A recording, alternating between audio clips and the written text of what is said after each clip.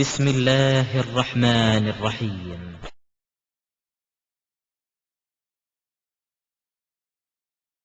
அஸ்ஸலாமு அலைக்கும் வரஹ்மத்துல்லாஹி வபரகாத்துஹு. பேரன்பிற்கும் பெருமதிப்பிற்கும் உரிய எல்லாம் வல்ல அல்லாஹு ஜல்லஷானு தாலாவின் நல்லடியார்களே, இந்த உலகத்தில் ஒரு மனிதரை மரியாதைக்குரியவர் என்றும் மதிப்பிற்குரியவர் என்றும் முடிவு செய்வதற்கு மக்கள் பலவிதமான அளவுகோல்களை பயன்படுத்தி வருகிறார்கள். செல்வத்தை பார்க்கிறார்கள், ஊரிலே பெரிய பெயரை எடுத்திருந்தால் அவருக்கு மரியாதையை வழங்குகிறார்கள், அவருக்கு பின்னால் ஒரு பெரிய கூட்டம் இருந்தால் அவருக்கு மதிப்பை வழங்குகிறார்கள். இப்படி கூட்டத்தை, செல்வத்தை, பொருளாதாரத்தை, பலவிதமான அளவுகோல்களை அடிப்படையாக வைத்து ஒருவரை மரியாதைக்குரியவர் என்று மக்கள் கணிக்கிறார்கள். ஆனால் அல்லாஹ் சுப்ஹானஹு வ தஆலாவை பொறுத்தவரை ஒருவரை மரியாதைக்குரியவர் என்று அல்லாஹ் எந்த அடிப்படையில் முடிவு செய்கிறான் என்றால் ஒரே ஒரு அளவுகோல், இன்ன அக்ரமக்கும் இந்தல்லாஹி அத்தகாக்கும். அல்லாஹ் திருமறை குர்ஆனிலே சொல்கிறான், உங்களில் அல்லாஹ்விடத்தில் நன்மதிப்பிற்குரியவர் யார் என்றால், யார் உங்களில் அதிக இறையச்சம் உள்ளவராக இருக்கிறாரோ அவர்தான் இறைவனிடத்தில் அதிக மதிப்பிற்குரியவர். எந்த அளவுக்கு இறையச்சம் அதிகமாக இருக்கிறதோ அந்த அளவிற்கு அல்லாஹ்விடத்திலே மதிப்பும் மரியாதையும் கூடும். இறையச்சத்தை தான் அல்லாஹ் பார்ப்பான். நபிகள் நாயகம் ஸல்லல்லாஹு அலைஹி அவர்களும் கூட சொன்னார்கள், இன்னல்லாஹ லா யன்துரு இலா சுவரிக்கும், அல்லாஹ் உங்களுடைய உருவங்களை பார்ப்பதில்லை, வலா அஜ்சாதிக்கும் உங்களுடைய உடல்களை பார்ப்பதில்லை, வலாக்கின் யன்துரு இலா குலூபிக்கும், அல்லாஹ் உங்களுடைய உள்ளங்களையும் அமாலிக்கும் உங்களுடைய செயல்களையும் தான் பார்க்கிறான். அல்லாஹ் நம்மிடத்தில் பார்ப்பது இவன் உயரமாக இருக்கிறானா, குள்ளமாக இருக்கிறானா, இதை அல்லாஹ் பார்க்க மாட்டான். இவன் அழகாக இருக்கிறானா, கருப்பாக இருக்கிறானா, இதையும் அல்லாஹ் பார்க்க மாட்டான். இவனிடத்தில் செல்வம் இருக்கிறதா, இவன் பரம ஏழையாக இருக்கிறானா, இதுவும் அல்லாஹ்வுக்கு தேவையில்லாத விஷயம். அல்லாஹ் ஒரு மனிதனிடத்தில் பார்ப்பதெல்லாம் இவனிடத்தில் ஈமான் இருக்கிறதா, அல்லாஹ்வுடைய பயம் இறையச்சம் இருக்கிறதா, இவனுடைய கல்வி, இவனுடைய உள்ளம் அல்லாஹ்விற்கு எப்படி அஞ்சுகிறது, இதைத்தான் அல்லாஹ் பார்க்கிறான் என்று நபிகள் நாயகம் ஸல்லல்லாஹு அலைஹி அவர்களும் கூட நமக்கு சொல்லி இருக்கிறார்கள். திருமறை குர்ஆனிலே ஒரு சூரா இருக்கிறது, சூரத்து யூசுப் என்ற ஒரு அத்தியாயம் இருக்கிறது. அந்த அத்தியாயத்தில் அல்லாஹ் சுப்ஹானஹு வ தஆலா யூசுப் அலைஹிஸ்ஸலாம் அவருடைய வாழ்க்கை வரலாற்றை ஆரம்பத்தில் இருந்து அற்புதமாக சொல்லி வருகிறான். இந்த யூசுப் அலைஹிஸ்ஸலாம் அவருடைய வரலாறை அல்லாஹ் துவங்கும் போது எப்படி ஆரம்பிக்கிறான்? திருமறை குர்ஆனிலே சூரத்து யூசுப்ல அல்லாஹ் சொல்கிறான், நஹ்னு நகுஸ்ஸு அலைக அஹ்ஸனல் கஸஸி, நபியே உமக்கு நாம் அழகான ஒரு வரலாறை நாம் சொல்ல போகிறோம், அழகான ஒரு வரலாறை உமக்கு சொல்ல போகிறோம். யூசுப் அலைஹிஸ்ஸலாம் வரலாறை பற்றி அல்லாஹ் சொல்லும்போது அந்த வரலாற்றை துவங்குவதற்கு முன்பாகவே அல்லாஹ் அதை எப்படி வர்ணிக்கிறான்? அது ஒரு அற்புதமான வரலாறு, அழகான வரலாறு என்று அல்லாஹ் அந்த வரலாறை துவங்குகிறான். அது ஆரம்பத்தில் கூட உள்ள சகோதரர்களின் பொறாமையினால் தந்தையிடமிருந்து பிரிக்கப்பட்டு சந்தையில் ஆடு மாடு விற்கப்படுவதை போல் யூசுப் அலைஹிஸ்ஸலாம் அவர்கள் விற்கப்படுகிறார்கள். ஒரு அரசரால் விலைக்கு வாங்கப்படுகிறார்கள். அரசர் யூசுப் அலைஹிஸ்ஸலாம் அவர்களை விலைக்கு வாங்கி மகனாக நாம் வளர்ப்போம் அல்லது ஒரு அடிமையாக நாம் வளர்ப்போம் என்று சொல்லி யூசுப் அலைஹிஸ்ஸலாம் அவர்களை எடுத்து வளர்க்கிறார். அரசியும் வளர்க்கிறார்.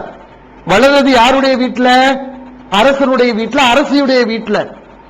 யூசுப் அலைஹிஸ்ஸலாம் உங்களுக்கு சின்ன வயசுல இருக்கும் போது சோதனை, சுப்ஹானல்லாஹ், வாலிப பருவத்தை அடையும் போதும் மிகப்பெரிய சோதனை. அந்த சோதனை தான் யூசுப் அலைஹிஸ்ஸலாம் அவருடைய இறையச்சத்தை பரிசோதிப்பதற்காக அல்லாஹ் ஏற்படுத்திய சோதனை. ஒவ்வொரு மனிதருக்கும் ஒவ்வொரு விதமான சோதனைகள் வரும். சில பேருக்கு அல்லாஹ் நிறைய காசு பணங்களை கொடுத்து அந்த காசு பணத்தை வச்சு ஹராமான வழிகளில் போய் இப்படி அவர்கள் கெட்டு நாசமா போவார்கள். சில பேருக்கு அல்லாஹ் செல்வத்தை தரமாட்டான், வறுமையை கொடுப்பான். இந்த வறுமையினால் இந்த வறுமையை போக்கிக் கொள்வதற்காக ஹராமான வழிகளில் புகுந்து செல்வத்தை தேடி இப்படி இறைவனுடைய கோபத்துக்கு உள்ளாகுபவர்கள் உண்டு. நோயினால் இறைவனுடைய சோதனை வருபவர்கள் உண்டு. யூசுப் அலைஹிஸ்ஸலாம் உங்களுக்கு எப்படி சோதனை வருதுன்னா, எதை நாம நேசிப்போமோ அதுல அவங்களுக்கு சோதனை வருது. எதை நாம எல்லா பேரும் நேசிப்போம்? அழகு வேணும், நல்ல அழகு வேணும், அவரை விட நம்ம நல்லா இருக்கணும். கண்ணாடிக்கு முன்னாடி போய் நின்றா அரை மணி நேரமா சீவுறது. கொஞ்சம் கூட என்ன செய்யக்கூடாது, முடி களைஞ்சிருக்க கூடாது. லைட்டா முடி களைஞ்சாலும் நம்ம விடுறது இல்ல, உடனே சீப்பு எடுத்து சீவிடுறோம். அந்த அளவுக்கு அழகுல நம் அனைவருக்கும் ஆசை. அழகு கூடுனா யாருமே நம்ம கவலைப்பட மாட்டோம். யூசுப் உங்களுக்கு சோதனை எதுலனா இந்த அழகுலதான் சோதனை. இதுல இருந்து அல்லாஹ் நமக்கு என்ன சொல்ல வருகிறான், அல்லாஹ் அவங்க உங்களுக்கு அளந்த அழகை கொடுத்திருக்கான். அது இறைவனுடைய நன்மைக்காக. இப்படி இருந்தாதான் நம்ம ஈமானுக்கு உகந்தது என்று கருதி அல்லாஹ் தந்திருக்கிறான். யூசுப் அவங்க மாதிரி அழகு அல்லாஹ் நமக்கு கொடுத்திருந்தா ஊர்ல நல்லாதான் இருக்கும், நமக்கு கண்ணாடி முன்னாடி நிக்கிறதுக்கு நல்லாதான் இருக்கும். ஆனா அந்த அழகால வரக்கூடிய பலா நம்முடைய ஈமானுக்கு இறையச்சத்துக்கே வேட்டு வைக்கக்கூடிய வகையில இருக்கும். யூசுப் உங்களுக்கு அல்லாஹ் அழக வாரி கொடுத்திருந்தான். எப்படிப்பட்ட அழகு, சுப்ஹானல்லாஹ். ரசூல் ஸல்லல்லாஹு அலைஹி வஸல்லம் சொல்றாங்க, முஸ்லிம்ல பதிவு செய்யப்பட்டிருக்கு, நபி ஸல்லல்லாஹு அலைஹி வஸல்லம் மேராஜ் விண்ணுலக பயணத்துக்கு சென்றார்கள். அந்த விண்ணுலக பயணத்தின் போது பல நபிமார்களை வானத்திலே சந்திக்கிறார்கள். அப்போது யூசுப் அலைஹிஸ்ஸலாம் அவர்களையும் சந்திக்கிறார்கள். யூசுப் அலைஹிஸ்ஸலாம் அவங்களை பத்தி நபி ஸல்லல்லாஹு அலைஹி அவர்கள் குறிப்பிடும் போது, நான் யூசுப் அலைஹிஸ்ஸலாம் அவங்களை பார்த்த போது ஃபைதாஹுவ கது உஅதிய ஷத்ருல் ஹுஸ்னி, ஷத்ருல் ஹுஸ்னி, யூசுப் அலைஹிஸ்ஸலாம் அவங்களை பார்த்தபோது பாதி அழகு அவர் ஒருவருக்கு வழங்கப்பட்டிருந்தது. உலகத்தினுடைய அனைத்து அழகையும் சேர்த்து யூசுப் அலைஹிஸ்ஸலாம் அவங்களையும் இந்த உலகத்தில் உள்ள ஒட்டுமொத்த அழகையும் ரெண்டையும் இப்படி வச்சு கம்பாரிசன் பண்ணா, ரெண்டையும் ஒப்பிட்டு பார்த்தா உலக அளவு 100%, அதுல 50% அழகு யூசுப் அலைஹிஸ்ஸலாம் அவங்ககிட்ட இருக்கும். அப்படின்னா எப்படிப்பட்ட ஒரு அழகுன்னு பாருங்க. நமக்கெல்லாம் அல்லாஹ் கொடுத்திருக்கக்கூடிய இந்த அழகை பார்த்தா இதெல்லாம் ஒரு அழகே கிடையாது. யூசுப் உங்களுக்கு கொடுக்கப்பட்ட அந்த அழகோட அல்லாஹ் நமக்கு தந்திருக்கிறான் இந்த உருவ அமைப்பு, இதோட ஒப்பிட்டு பார்த்தா இதெல்லாம் ஒரு அழகே கிடையாது, ஒரு விஷயமே இல்ல. இதெல்லாம் ஒரு கணக்குல கொண்டு வரவே முடியாது. அவ்வளவு சின்ன ஒரு அளவுலதான் நமக்கு இருக்கு. ஆனா 50% அளவுக்கு உலக மக்கள் அனைவரையும் ஒண்ணு சேர்த்தாலும் சரி, உலகத்தில் உள்ள அனைத்து பொருட்களுடைய அழகை ஒண்ணு சேர்த்தாலும் சரி, அதுல பாதி அழகு ஒரே ஒரு மனிதர் யூசுப் அலைஹிஸ்ஸலாம் அவங்ககிட்ட இருந்துச்சு. இவ்வளவு அழகு நம்மகிட்ட இருந்தா நம்ம வாழ்க்கை எப்படி இருக்கும், நம்ம என்னென்னலாம் செய்வோம் என்பதை யோசிச்சு பாருங்க. யூசுப் அலைஹிஸ்ஸலாம் இவ்வளவு அழகு வச்சுக்கிட்டு எவ்வளவு அடக்கமாக வாழ்ந்தாங்க, எவ்வளவு இறையச்சத்தோடு வாழ்ந்தாங்க, அதை நம்ம யோசிக்கணும்.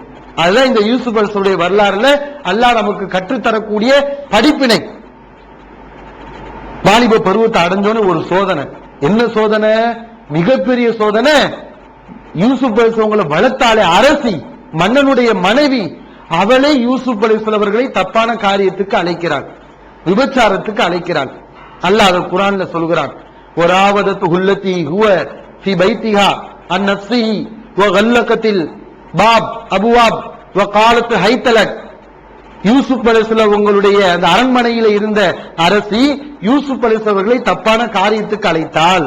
வ கல்லகத்தில் பாப், வாசல்களை அடைத்தாள். வ காலத் ஹைதலக், விபச்சாரத்துக்கு வா என்று அழைப்பு விடுத்தாள். இப்படிப்பட்ட ஒரு சோதனை வருது வாலிப பருவத்தை அடைஞ்ச உடனே. இன்னைக்கு என்ன நிலைமை?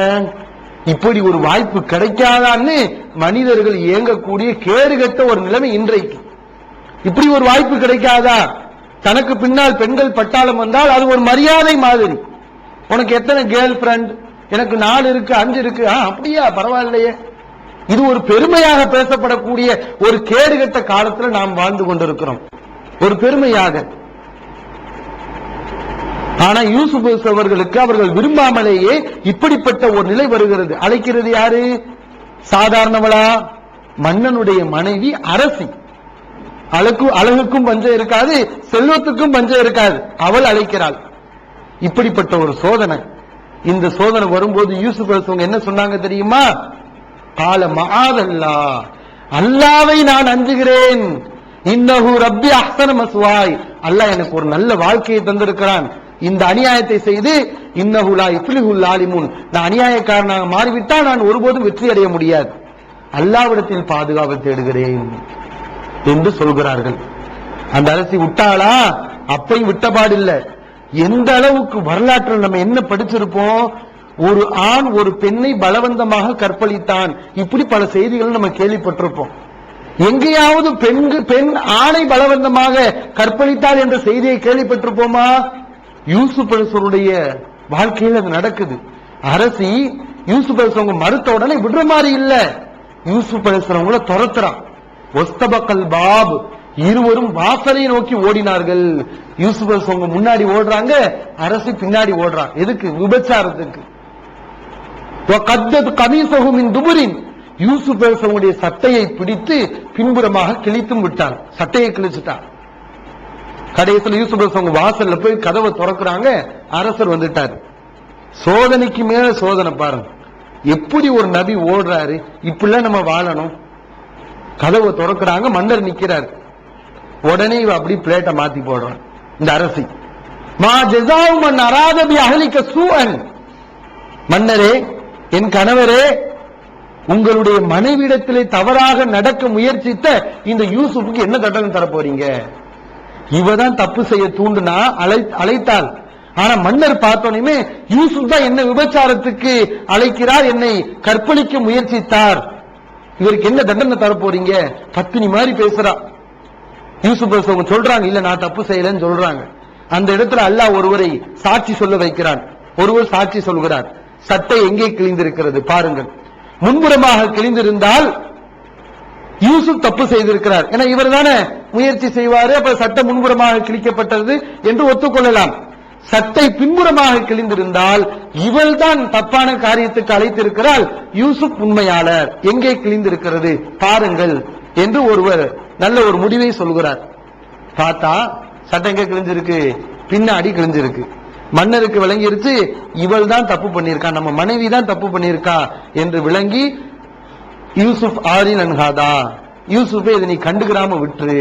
எப்படி பாருங்க, ஒரு ஒழுக்கமா வாழ்ந்ததற்காக விபச்சாரன், கற்பழிப்பு செய்ய முயன்றவன் என்ற குற்றச்சாட்டு யூசுப் அலைஹிஸ்ஸலாம் மேல சுமத்தப்படுகிறது.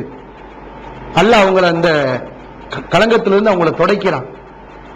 மன்னர் சொல்றாரு, இன்னைக்கு குந்தி மினல் காத்தை, நீ தான் தப்பு பண்ணிருக்க, அரசை நீ தான் தப்பு பண்ணிருக்க, உன் பாவத்துக்கு அல்லாஹ்ட்ட பாவ மன்னிப்பு கேள் என்று சொல்கிறார். இதற்கு பிறகு அந்த பிரச்சனை முடிகிறது. ஆனால் இந்த அரசி சும்மா இல்லை. இந்த செய்தி ஊரு பூரா பரவுது. எந்த செய்தி? அரசனுடைய மனைவி வாலிபர அரண்மனையில வளர்ந்த வாலிபர தப்பான காரியத்துக்கு அழைத்தாள் என்ற செய்தி ஊரெல்லாம் காட்டு தீ போல பரவுது.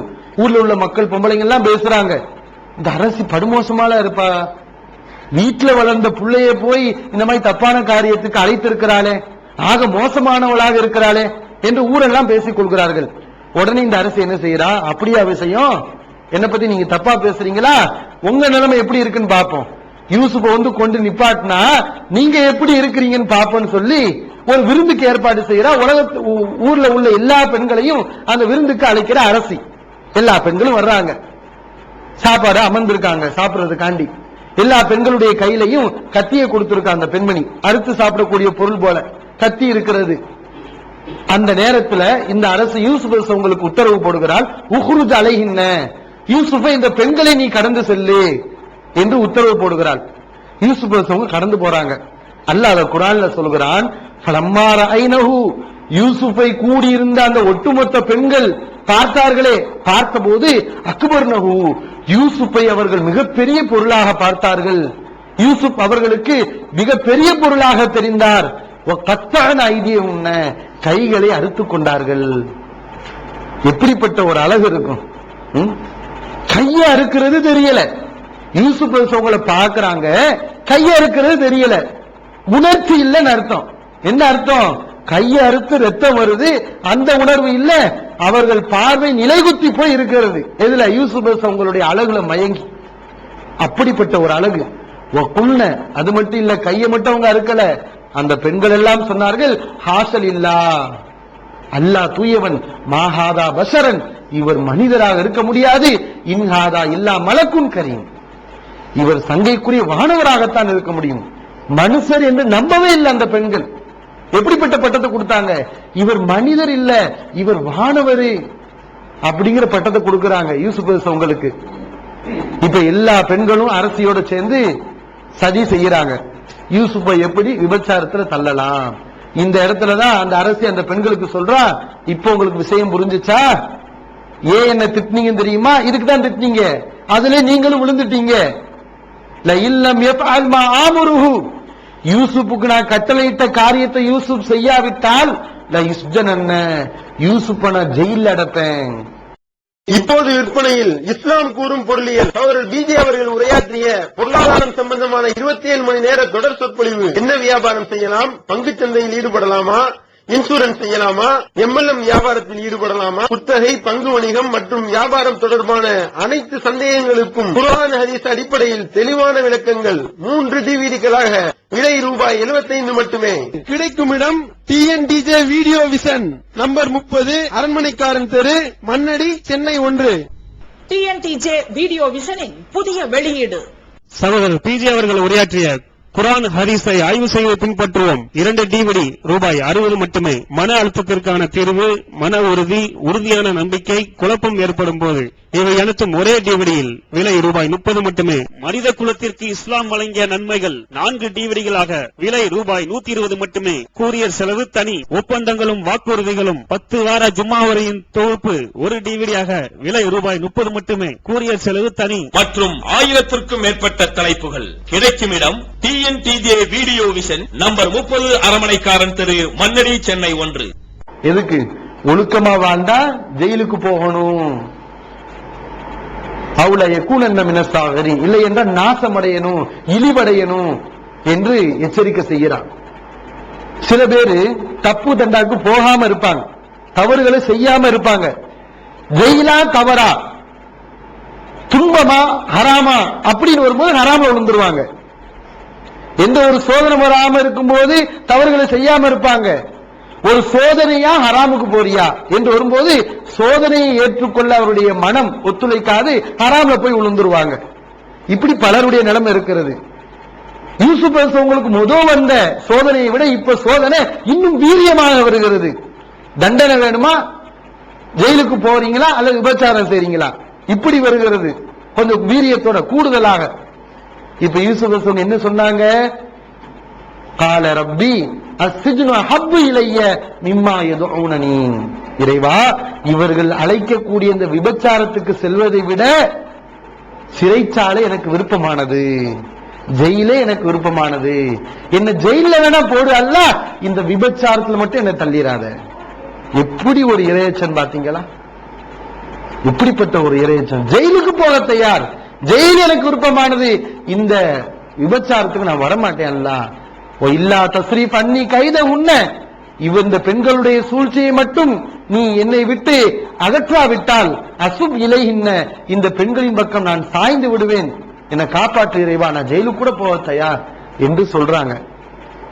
ஜெயிலுக்கு போறாங்க, ஒழுக்கமா வாழ்ந்ததுக்காக ஜெயிலுக்கு போறாங்க. பல வருடங்கள் கழியுது, ஜெயிலேயே பல வருடங்கள் கழியுது. அங்கேயும் யூசுப் சும்மா இல்ல, அங்கேயும் 2 பேருக்கு என்ன செய்யறாங்க, தாவா செய்யறாங்க, இஸ்லாத்தை எடுத்து வைக்கிறாங்க. அது ஒரு நீண்ட சம்பவம் நடந்துகிட்டே வருது. அதற்கு பிறகு ஒரு நேரத்துல மன்னர் ஒரு கனவு காண்கிறார். அந்த கனவுக்கு விளக்கம் யாருக்குமே தெரியல. யூசுப் அலைஹிஸ்ஸலாமோட ஜெயில இருந்த ஒரு கைதி விடுதலையாகி அவர் வெளியே வந்துடுறாரு. மன்னர் கண்ட கனவுக்கு ஜெயில யூசுப்னு ஒரு ஆள் இருக்காரு, அவர் நல்ல விளக்கம் சொல்லுவாரு என்று இந்த கைதி மன்னர் இடத்துல யூசுப் அலைஹிஸ்ஸலாமங்களை பத்தி தகவல் கொடுக்கிறார். உடனே மன்னர் என்ன செய்யறாரு, யூசுப் அலைஹிஸ்ஸலாமங்களை வர வைக்கிறார். அந்த இடத்துல யூசுப் அலைஹிஸ்ஸலாமுடைய ஒழுக்கமான வாழ்வை இன்னும் நம்ம சீர்தூக்கி பார்க்க வேண்டியிருக்கிறது. எப்படிப்பட்ட ஒரு வாழ்க்கைன்னு பாருங்க. மன்னர் தூதரை அனுப்பி வைக்கிறாரு, யூசுப் அலைஹிஸ்ஸலாமங்களை கூட்டிட்டு வர சொல்லி. தூதர் போய் இந்த மாதிரி மன்னர் உங்களை விடுவிக்க போறாராம், ஒரு கனவு கொண்டிருக்காராம், அந்த கனவுக்கு விளக்கம் தேவையா, அதனால வாங்க, அல்லாஹ் வழி ஏற்படுத்துவா. என்னதான் ஜெயில கிடந்தாலும் எப்படி அல்லாஹ் தானாக முன்வந்து மன்னரை இந்த மாதிரி ஒரு கனவு காண வச்சு யூசுப் அலைஹிஸ்ஸலாம் வெளியே கொண்டு வரான்னு பாருங்க. எந்த முயற்சியும் செய்யல யூசுப் அலைஹிஸ்ஸலாம். யூசுப் அலைஹிஸ்ஸலாம் யாரும் கோர்ட்ல வாதிடல, எந்த வக்கீலும் இல்ல, அல்லாஹ்வே அவர்களை வெளியே கொண்டு வருவதற்குரிய ஏற்பாடுகளை செய்யலாம். தூதர் கூப்பிடுறாரு. அப்ப யூசுப் அலைஹிஸ்ஸலாம் என்ன சொன்னாங்க தெரியுமா? இர்ஜி இலா ரப்பிக, ஜெயில விட்டு வர முடியாது, போ உன்னுடைய அரசன் நீ திரும்பி போ. ஃபஸ்அல்ஹுமா பாலு நிஸ்வத்தில்லதி கத்தான ஐதியஹுன்ன, முதலில் என் மீது அவதூறு சொன்ன அந்த பெண்களுக்கு என்ன தண்டனை, அவங்களுடைய நிலை என்ன, என் மீது சொல்லப்பட்ட அந்த குற்றச்சாட்டுக்கு என்ன தீர்ப்பு, என்ன விபச்சாரம் என்று என் மீது குற்றம் சுமத்தி இருக்கிறீர்கள், அதுக்கு என்ன வழக்கு, என்ன விசாரணை பண்ணீங்க, அதுக்கு என்ன தீர்ப்பு, அதுக்கு பதில் சொல்லாத வரைக்கும், அந்த வழக்கை விசாரிக்காத வரைக்கும் ஜெயில இருந்து நான் வரமாட்டேன் அப்படிங்கிறாங்க. நபி ஸல்லல்லாஹு அலைஹி வஸல்லம் சொல்றாங்க, புகாரியிலே பதிவு செய்யப்பட்டிருக்கு, லவ் லபிஸ்து ஃபி சிஜ்னி தூலமா லபிஸ யூசுப். யூசுப் அலைஹிஸ்ஸலாம் அவர்கள் சிறைச்சாலையில் வாடிய அளவுக்கு நான் அந்த ஜெயிலிலே அந்த இடத்துல நான் இருந்திருந்தா, தூதர் வந்தாரே, மன்னர் உங்களை கூப்பிடுறாருன்னு, லஅஜப்து தாஇய, அந்த தூதருக்கு நான் உடனே பதில் தந்திருப்பேன், லஅஸ்ரஅத்து இலைஹி, உடனே ஓடி வந்திருப்பேன், ஜெயிலை விட்டு வெளியே வந்திருப்பேன். ரசூல் ஸல்லல்லாஹு அலைஹி வஸல்லம் சொல்றாங்க, நான் அந்த இடத்துல இருந்தா ஜெயிலை விட்டு வெளியே வந்திருப்பேன். ஆனா யூசுப் அலைஹிஸ்ஸலாம் அவ்வளவு காலம் ஜெயில வாடி வதங்கினாலும் சரி, நான் நிரபராதி என்று நிரூபிக்கப்படாத வரை இந்த ஜெயிலை விட்டு வரமாட்டேன், இந்த ஜெயில நான் செத்தாலும் பரவாயில்லை. எவ்வளவு நீண்ட காலம், எப்படிப்பட்ட ஒரு இறையச்சம், எப்படிப்பட்ட ஒரு ஒழுக்கம் அந்த இறை தூதர்கிட்ட. சுப்ஹானல்லாஹ். மன்னர் அதுக்கு பின்னாடி என்ன செய்யறாரு, வழக்க விசாரிக்கிறாரு. அந்த பெண்கள்கிட்ட கேட்கிறார், மா ஹத்புகுன்ன இது ராவத்துன்ன யூசுஃப் நஃப்ஸி, யூசுஃப தப்பான வழிக்கு நீங்க எல்லாம் அழைத்தீர்கள் என்று ஒரு குற்றச்சாட்டு சொல்லப்படுகிறது, என்ன விஷயம் என்று கேட்கிறார்கள். எந்த பெண்கள் யூசுப் அவங்க மேல அவதூறு சொன்னாங்களோ அதே பெண்கள் தங்களுடைய வாயால ஒத்துக்கிறாங்க, ஹாஷலில்லா மா அலிம்னா அலைஹி மின் சூ, அல்லாஹ் தூயவன், யூசுப் விஷயத்துல ஒரு சின்ன குறைய கூட நாங்க பார்த்தது இல்ல. எந்த பெண்கள்?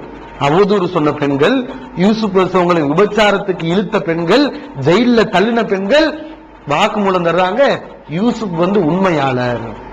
எப்படிப்பட்ட ஒரு ஒழுக்க சீலங்கிற பட்டத்தை அல்லாஹ் தர்றான். எதிரியுடைய வாயிலேயே ஒழுக்கமானவர் என்ற ஒரு பட்டத்தை அல்லாஹ் சுப்ஹானஹு வ தஆலா யூசுப் அவங்களுக்கு தருகிறான். அதற்கு பின்னாடி யூசுப் அலைஹிஸ்ஸலாம் அவர்கள் வெளியே வருகிறார்கள், மன்னரிடத்துல உயர்ந்த பதவி கிடைக்கிறது. இந்த சம்பவத்தில் அல்லாஹ் நமக்கு சொல்வது, யூசுப் அலைஹிஸ்ஸலாம் நம்ம ஒழுக்கத்துல கரெக்டா இருக்கணும், இறையச்சம் உள்ளவர்களா இருக்கணும், அல்லாஹ்வுக்கு அஞ்சணும். அப்படி அஞ்சி நடந்தா நம்ம வாழ்க்கையில ஏதோ குறிப்பிட்ட காலம் நமக்கு கடுமையான சோதனைகள் வந்தாலும் இந்த உலகத்திலேயே அல்லாஹ் நமக்கு கண்ணியமான வாழ்க்கையை பின்னாடி தருவான்.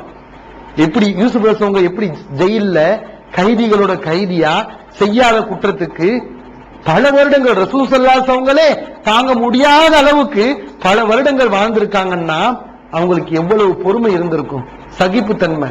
ஏன்? அல்லாஹ் மேல உள்ள நம்பிக்கை. விபச்சாரத்துக்கு போயிடக்கூட சோதனை அனுபவிக்க தயார். நாம் அப்படியா ஒரு நாள் ஜெயிலுக்கு போவோமா, 2 நாள் போயிடுவோமா?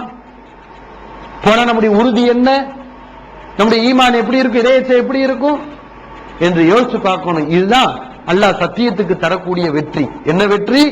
சோதனைகள் வரும், அந்த சோதனைகள் பலத்த சோதனையாக இருக்கும், அதையும் நாம் எதிர்த்து நீச்சல் அடித்தோம் என்றால் பின்னாடிலே அல்லாஹ் பின்னால் இந்த உலகத்திலே அல்லாஹ் சுப்ஹானஹு வ தஆலா நமக்கு மிகப்பெரிய ஒரு வெற்றியை தருவான், மிகப்பெரிய அந்தஸ்தையும் பதவியையும் தருவான். அதைதான் இந்த யூசுப் அலைஹிஸ்ஸலாமுடைய வரலாறு நமக்கு சொல்லி தருகிறது. இதிலிருந்து நாம் ஒழுக்கமாக வாழ வேண்டும் என்ற அந்த படிப்பினையை, எந்த சோதனைகள் வந்தாலும் துவளாமல் கொஞ்சம் கூட தளராமல் கொண்ட கொள்கையிலே நாம் உறுதியாக இருக்க வேண்டும் என்ற ஒரு நோக்கத்தையும் இதிலிருந்து நாம் புரிந்து கொள்ள முடிகிறது. யூசுப் நபி ஒழுக்கத்திற்கு, இறையச்சத்திற்கு முன்மாதிரியாக ஒரு சிறந்த நபியாக வாழ்ந்து சென்றிருக்கிறார்கள். அவர்களிடமிருந்து நாம் பாடம் பெற வேண்டும் என்று அல்லாஹ் சுப்ஹானஹு வ தஆலா நமக்கு வலியுறுத்தி இருக்கிறான். மறுமை நாளில் ஏற்படக்கூடிய இக்கட்டான நிலைகளை நபி ஸல்லல்லாஹு அலைஹி அவர்கள் நமக்கு விவரித்திருக்கிறார்கள். சூரியன் நம்முடைய தலைக்கு பக்கத்திலே வந்துவிடும். இந்த வெக்கையை நம்மளால் தாங்க முடியல. இந்த வெப்பத்தை நம்மளால தாங்க முடியுதா? வேர்க்கிறது. ஃபேன் போட்டாலும் வீட்டுக்குள்ள இருந்தாலும் வெக்கையை தாங்க முடியல, வேர்த்து தண்ணீரா கொட்டுது. சூரியன் தலைக்கு பக்கத்துல வந்தா அந்த சூடு எப்படி இருக்கும், வேர்வை எப்படி இருக்குங்கிறத நம்ம கொஞ்சம் யோசிச்சு பார்க்க வேண்டியதுதான்.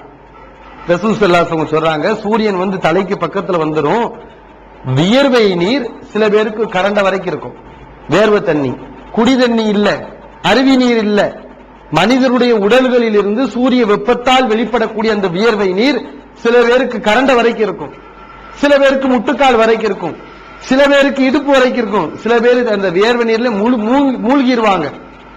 அந்த அளவுக்கு அவங்களுடைய செஞ்ச பாவத்துக்கு தகுந்தவாறு வேர்வை நீர் இருக்கும். இப்படி ஆறா பெருக்கெடுத்து ஓடுதுன்னா அங்க சூடு எவ்வளவு கடுமையாக இருக்கும். அந்த நேரத்தில் அல்லாஹ்வுக்கு சுப்ஹானஹு வ தஆலா 7 வகையினருக்கு மட்டும் அரிசுடைய நெல்ல தருவான். 7 வகையினருக்கு மட்டும், வேற யாருக்கும் கிடையாது. 7 வகையினர் இருக்கீங்களா, அல்லாஹ் மறுமையில வா நீ மட்டும் என் அரிசிக்குள்ள வந்துக்கும், உனக்கு மட்டும் அரிசுடைய நிழல் அல்லாஹ் தருவான். அந்த 7 வகையினர்ல ஒருவராக நாம் இருக்கிறோமா என்று நாம் இந்த இடத்துல யோசிக்க கடமைப்பட்டிருக்கிறோம். நபி ஸல்லல்லாஹு அலைஹி வஸல்லம் சொல்றாங்க, புகாரியில முஸ்லிம்ல போன்ற ஹதீஸ் நூல்கள்ல இந்த ஹதீஸ் பதிவு செய்யப்பட்டிருக்கிறது.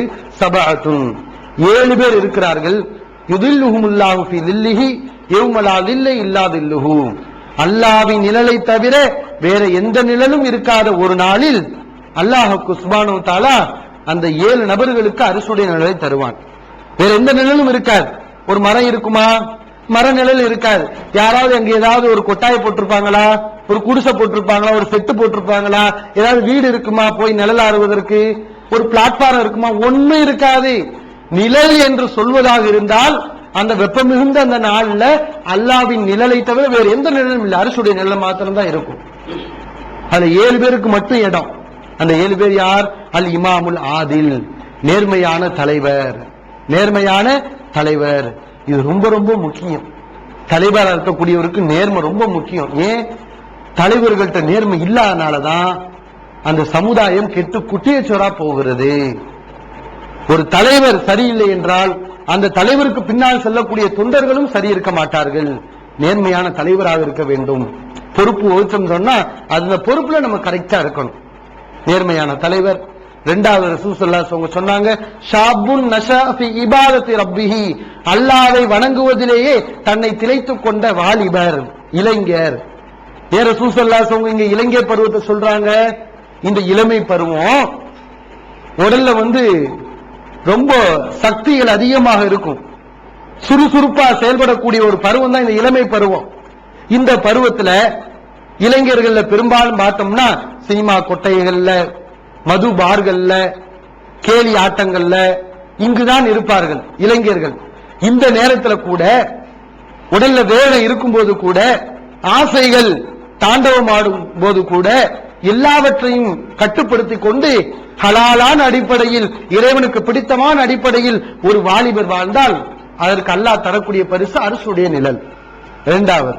மூணாவது, ரஜுலுன் கல்புஹு முஅல்லகுன் ஃபில் மசாஜித், பள்ளிவாசலுடன் தொடர்பு உள்ள மனிதர்.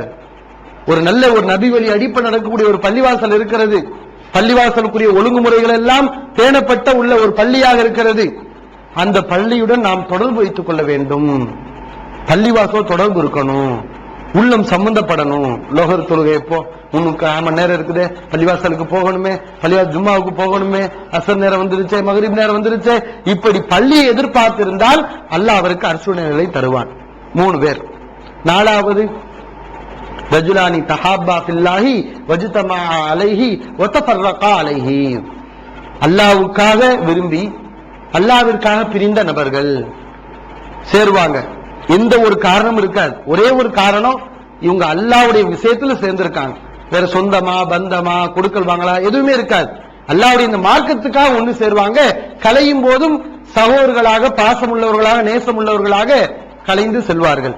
இவர்களுக்கு அரிசுடைய நிழல் உண்டு. 4. 5வது, யூசுப் அலைஹிஸ்ஸலாம் அவர்கள் மாதிரி வாழ்ந்தவர்கள். ரஜுலுன், ஒரு மனிதர், தாத்துஹு இம்ராத்துன் லாத்து மன்சபின் வ ஜமால், அழகும் அந்தஸ்தும் உள்ள ஒரு பெண்மணி அவரை விபச்சாரத்துக்கு அழைக்கிறாள். அந்த நேரத்தில் அவர் சொல்கிறார், இன்னி அஹாஃபுல்லாஹ், நான் அல்லாஹ்வுக்கு அஞ்சுகிறேன், அல்லாஹ்வுக்கு பயப்படுகிறேன் என்று சொல்லுகிறார். இப்படிப்பட்ட மனிதர் யார் அழைச்சு போகாம இருக்கணும்? ஒரு பிச்சைக்காரி கூப்பிட்டு போகாம இருக்கிறது பெரிய விஷயம் இல்ல. ராத்து மன்சபி வ ஜமால், அழகும் அந்தஸ்தும் உள்ளவள், மிகப்பெரிய அழகி, மிகப்பெரிய செல்வம் உள்ளவள், அவள் அழைக்கிறாள். அந்த நேரத்தில் இவர் சொல்றாரு, நான் அல்லாஹ்வுக்கு அஞ்சிலே வர முடியாது என்று சொல்லுகிறார். இஸ்லாம் நமக்கு எப்படி ஒழுக்கத்தை போதிக்குது தெரியுமா? எப்படி போதிக்குது? நீ ஒரு தப்பான காரியத்தை செய்யாம இருக்கிறது பெரிய விஷயம் இல்ல, அடுத்தவன் உன்னை அந்த காரியத்துக்கு அழைக்கும் போது நீ போகாம இருக்கணும். எப்படி இஸ்லாம் ஒழுக்கத்தை போதிக்குது? அடுத்தவள் உன்னை என் தப்பான காரியத்துக்கு அழைத்தாலும் நீ போய் உழாம இருக்கணும். உன் சட்டையை பிடிச்சு கிழிச்சாலும் சரி, அவளுடைய சதியில உழுவக்கூடாது. அப்படி நீ ஒழுக்கமாக வாழணும். இப்படி ஒழுக்கத்தை போதிக்கக்கூடிய மார்க்கம் தான் இஸ்லாம். 5. 6வது நபர் யாரு? ரஜுலுன் தஸத்தக அஃபா ஹத்தா லா தஅலம ஷிமாலுஹு மா துன்ஃபிகு யமீனுஹு. வலது கையில தர்மம் கொடுப்பது இடது கைக்கு தெரியாத வகையிலே மறைமுகமாக தர்மம் செய்தவர். தர்மம் ரகசியமாகவும் செய்யலாம், பகிரங்கமாகவும் செய்யலாம். இஹ்லாஸ் மட்டும் இருக்கணும், கரெக்டா இருக்கணும். ஏன் ரகசியமா செய்யறது அல்லாஹ் இந்த இடத்துல வலியுறுத்தி சிறப்பித்து நபி ஸல்லல்லாஹு அலைஹி வஸல்லம் சொல்றாங்கன்னா அதுக்கு ஒரு காரணம் இருக்கு. நம்ம யாருக்கும் தெரியாம ரகசிய தர்மம் செய்யறோம்னு வைங்களேன், அதுல ஏதாவது ஒரு நோக்கம் கற்பிக்க முடியுமா? இஹ்லாஸை தவிர வேற எந்த நோக்கமும் இருக்க முடியாது. நமக்கு கன்ஃபார்மா தெரியும் நம்மகிட்ட இஹ்லாஸ் இருக்குன்னு சொல்லி. இஹ்லாஸ் இருக்கிறனாலதான் யாருக்கும் தெரியாம கொடுக்கிறோம். இஹ்லாஸ் இல்லாதவனா இருந்தா எல்லாம் தெரியற மாதிரி கொடுப்பான். இஹ்லாஸ் உள்ளவர்கள் நல்ல விஷயத்துக்காக 4 பேர் செய்யட்டுங்கிறதுக்காண்டி அப்படியும் கொடுப்பவர்கள் உண்டு. பகிரங்கமாக செய்பவர்கள் இஹ்லாஸ் அடிபட்டு போனவர்களும் உண்டு. 2 பேரும் இருக்க வாய்ப்பு இருக்கிறது. ஆனால் ரகசியமாக கொடுக்கும் போது கன்ஃபார்மா 100% இஹ்லாஸ் இருக்கிறது என்பதை நம்ம உறுதிப்படுத்திக்கலாம். இது இஹ்லாஸுக்கு ரொம்ப ஏற்றமானதுங்கிறனால பொதுவாக நல்ல காரியங்களை பகிரங்கமா செய்ய அனுமதி இருந்தாலும் ரகசியமா செய்வது சிறந்தது. 6. 7வது ரஜுலுன் ஒரு மனிதர் ذكرல்லாஹ ஹாலியன் ஃபஃபாலத் ஐனாஹு தனிமையில் உட்கார்ந்து அல்லாஹ்வை நினைத்து பார்த்து கண்ணீர் வடித்தவர். இவர் 7வது மனிதர் என்று ரசூல் ஸல்லல்லாஹு அலைஹி வஸல்லம் சொல்றாங்க. இந்த மாதிரி நமக்கு என்னைக்காவது ஒரு சூழ்நிலை வந்திருக்கிறதா? என்னைக்காவது நம்ம தனியில யாருமே இல்லாம, இதுவும் பாருங்க ரசூல் ஸல்லல்லாஹு அலைஹி வஸல்லம் இஹ்லாஸ் உகந்த காரியமா சொல்றாங்க. கூட்டமா உட்கார்ந்து ஓட்டு எல்லாரும் உட்கார்ந்து அழுகிறது கிடையாது, நடிக்கிறது இல்ல. துவால அழுகிற மாதிரி இமாம் ஆக்ஷன் பண்ணுவாரு, பின்னாடி உள்ளவங்களா சேர்ந்து அழுவாங்க. இத ரசூல் ஸல்லல்லாஹு அலைஹி வஸல்லம் வலியுறுத்தல, இத நபி ஸல்லல்லாஹு அலைஹி வஸல்லம் புகழ்ந்து சொல்லல. நபி ஸல்லல்லாஹு அலைஹி வஸல்லம் சொல்லுவது தனிமையில் உட்கார்ந்து அல்லாஹ்வை நினைக்கணும். தனியா உட்கார்ந்து அல்லாஹ்வை நினைக்கிறியா நீ? அப்படி உட்காரும் போது நீ அழுதுன்னு சொன்னா அல்லாஹ் உனக்கு என்ன செய்வான்? அரசுடைய நிழல என்ன காண்டி நீ 2 சொட்டு கண்ணீர் வெடிச்சல இந்த உலகத்துல உனக்கு அரசுடைய நிழல் உண்டு, வா அரசு கீழே ஒதுங்கிக்கோ, அல்லாஹ் மறுமையில கூப்பிடும். இப்படி 7 வகையினருக்கு அல்லாஹ் சுப்ஹானஹு வ தஆலா அரசுடைய நிழலை வச்சிருக்கா. இந்த வகையினர்கள்ல நாம் எல்லா காரியங்களையும் முடிந்த அளவு இந்த 7 வகையான நல்ல அமல்களையும் முடிந்த அளவு நாம் செய்து ஒழுக்கம் உள்ளவர்களாக வாழ்ந்து அல்லாஹ்வுடைய பயம் உள்ளவர்களாக அல்லாஹ்விடத்தின் நன்மதிப்பை பெறக்கூடிய மக்களாக அல்லாஹ் சுப்ஹானஹு வ தஆலா நம் அனைவரையும் ஆக்கியல்வானாக. தமிழ்நாடு தௌஹீத் ஜமாஅத்தின் ஆதரவற்றோர் இல்லம் இறைவனுக்கு செய்ய வேண்டிய கடமைகளுக்கு அடுத்தபடியாக பெற்றோரை பேணுவது பற்றி இஸ்லாம் அதிகமாக வலியுறுத்துகிறது. பெற்றோரை பேணாதவர்கள் மறுமையில் வெற்றி பெற முடியாது என்று இஸ்லாம் அறிவுறுத்துகிறது. ஆயினும் இஸ்லாத்தின் இந்த கட்டளையை சில முஸ்லிம்கள் அலட்சியம் செய்து பெற்றோரை வீட்டை விட்டு விரட்டுகின்றனர், பெற்றோரை பிச்சைக்காரர்களாக மாற்றுகின்றனர். இந்த அவல நிலைக்கு பரிகாரம் காணும் வகையில் முதியோர் ஆதரவு இல்லத்தை தமிழ்நாடு தௌஹீத் ஜமாஅத் நடத்துகிறது. தாயன்புடன் உணவு, உடை, மருத்துவம் உள்ளிட்ட 24 மணி நேரமும் செவிலியருடன் கூடிய பராமரிப்பு மற்றும் தனி ஆம்புலன்ஸ் வசதி இவை அனைத்தும் முற்றிலும் இலவசமாக செய்து தரப்படுகிறது. அனாதைகளை அரவணைப்பவரும் நானும் சொர்க்கத்தில் இணைந்திருப்போம் என்ற நபிகள் நாயகம் ஸல்லல்லாஹு அலைஹி வஸல்லம் அவர்களின் அமுத மொழியை ஏற்று அனாதைகளை அரவணைக்கும் இல்லமும் தமிழ்நாடு தௌஹீத் ஜமாஅத் நடத்தி வருகிறது. இப்பணியை தொடர்ந்து செய்திட உங்கள் நன்கொடைகளையும் ஜகாத்தையும் தாராளமாக வாரி வழங்குமாறு கேட்டுக்கொள்கிறோம். உங்களது நன்கொடைகளை டிடியாகவோ செக்காகவோ மணி ஆர்டராகவோ அனுப்பலாம். டிடி அனுப்புபவர்கள் தமிழ்நாடு தௌஹீத் ஜமாஅத் வங்கி கணக்கு எண் 7882748827 இந்தியன் வங்கி மண்ணடி கிளை என்ற பெயரில் எடுத்து அனுப்ப வேண்டிய முகவரி தமிழ்நாடு தௌஹீத் ஜமாஅத் மாநில தலைமையகம் 30 அரண்மனைக்காரன் தெரு, மண்ணடி, சென்னை 1. போன் 044252152226. Allah